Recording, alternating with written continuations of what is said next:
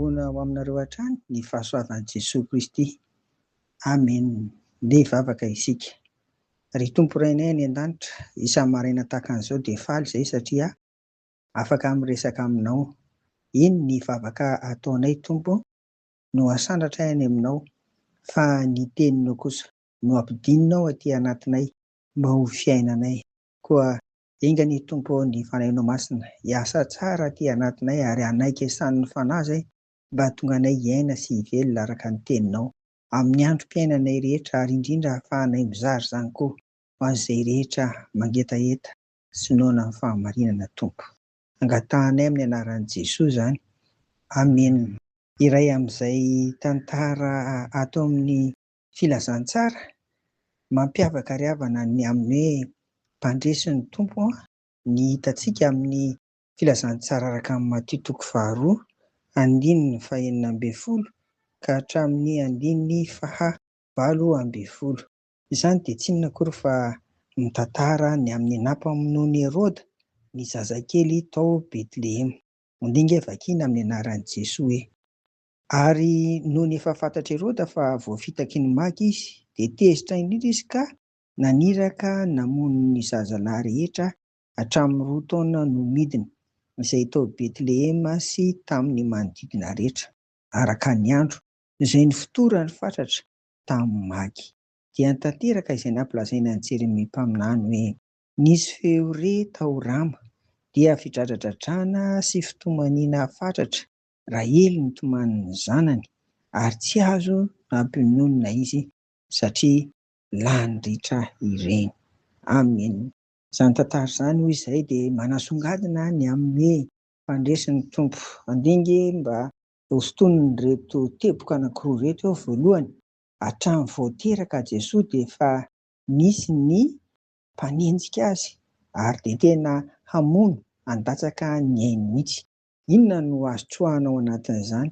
Ry havako, ny mpanara-dian'i Jesosy koa e. Indrindra moa fa raha mba mijoro manaraka ny fahamarinan'ny tenin'Andriamanitra ianao dia aza kivy raha misy ny mpanenjika, raha misy ny mpanaratsy, fa na ny Tompo aza hatramin'ny fahaterahany araka ny nambara tamintsika teo dia efa niaran'izany koa mahireza mandrosoa hatrany. Raiso ny andraikitra, fa ny mandray andraikitra ihany koa no voatsikera matetika. Faharoa, teboka faharoa izay azo tsoahana dia izao: na dia eo aza izany ataontsika hoe fahasiahana eo amin'izao tontolo izao izany, tsy mety handray ny mazava dia Jesosy Kristy izany. Ry Herôda izany dia misolo tena an'ireo ataontsika hoe mbola mitoetra ao anatin'ny fahamezinana. Na dia eo aza izany rehetrarehetra izany dia tsy maintsy mandresy ny mazava ditantsika eto, fa dia nandresy ary dia nentina nandeha nitsoaka tany Egipta moa Jesosy Kristy, nentin'ireo ray aman-dreny niaraka izany. Inona no tiana ambara amin'izay teboka faharoa izay ry havana? Na dia eo aza izay heverina hoe fanenjehana sy zavatra mafy miseho amin'ny fiainana dia tsaroa, fa miaro Andriamanitra. Ary hitantsika eto koa izany fa miaro Jesosy satria niainana izany. Tena miaro antsika tanteraka izy ry havana, ary izany no porofo anankiray koa manambara ny fandresen'ny Tompo. Tsy maty tamin'ny fahasiahana sy ny fanenjehana sy ny fikasana hamono mihitsy, tsy maty tamin'izany ny Tompo. Mpandresy izy ry havana, ary dia mpandresy koa izay manara-dia azy koa aza matahotra amin'izao fiainana izao, fa misy lalana tian'ny Tompo iarahana miasa aminao. Mahireza ry havana, mahireza ao amin'i Jesosy Kristy. Amen. Andeha araka hivavaka isika.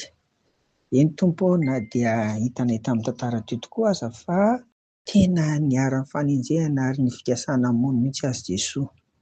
Aoka izany mba hoe ho anay raha misy ny tratran'izany Tompo amin'izao fiainana izao, ary indrindra ho tsapany ny fiarovanao azy ireo Andriamanitra, ny fiarovanao azy ireo koa i Jesosy Kristy.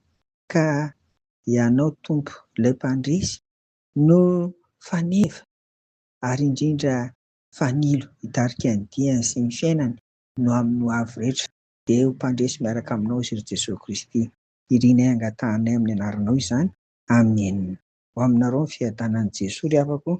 Amen.